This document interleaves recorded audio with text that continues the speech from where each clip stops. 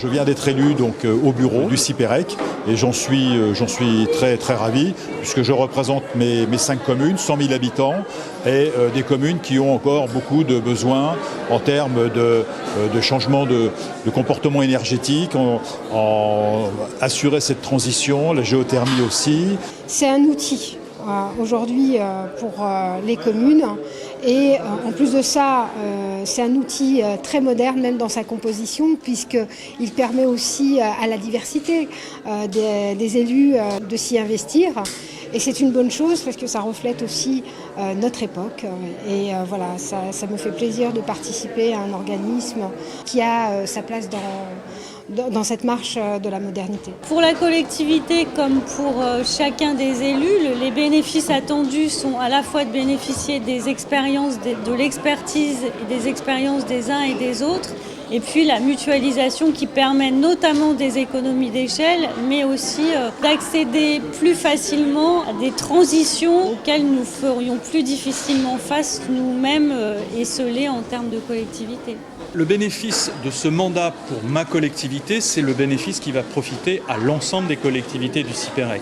On est bien dans une logique intercommunale et donc c'est de pouvoir s'appuyer sur les compétences, sur les capacités d'action du CIPEREC, justement avec des objectifs très ambitieux en matière de transition écologique et de transition énergétique, et en capacité de contrôle des politiques publiques en matière d'énergie sur nos territoires. À Épinay, nous, on a un projet de démolition et de reconstruction de nouveaux bâtiments, notamment sur le quartier d'Orgemont.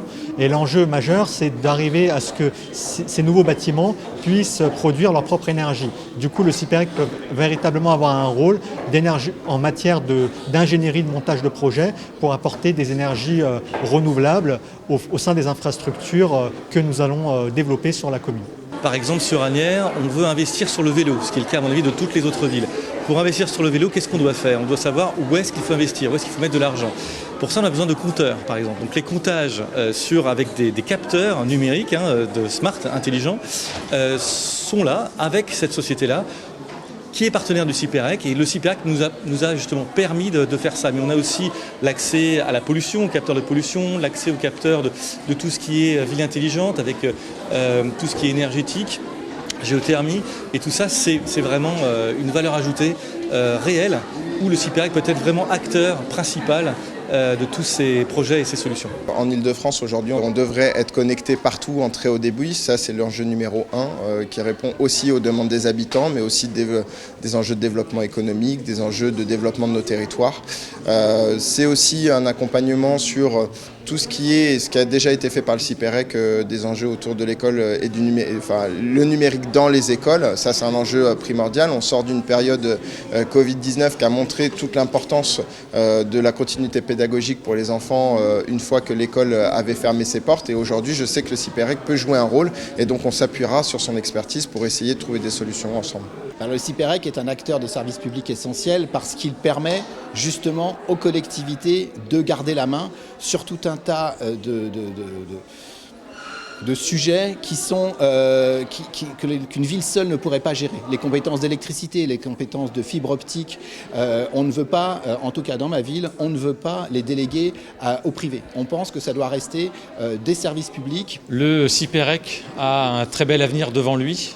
Il est au cœur des mutations territoriales dans notre région Île-de-France, bien évidemment pour ses communes adhérentes, et sur les questions de transition énergétique, écologique, numérique. Nous sommes au cœur des défis de ce monde d'après. Bien, ma réaction elle est différente de celle de ma première élection, car à l'époque je ne connaissais pas vraiment dans le détail le CIPEREC. Et j'ai appris à aimer le CIPEREC, mais aussi à apprécier et à rendre hommage à l'ensemble de l'équipe de direction qui est passionnée. La présence de mon nouveau directeur général ne fait que renforcer ma volonté parce que je l'ai choisi volontairement en provenance des ENR, autrement dit des énergies renouvelables. Donc je ne peux être qu'un président satisfait et heureux d'être aussi bien entouré.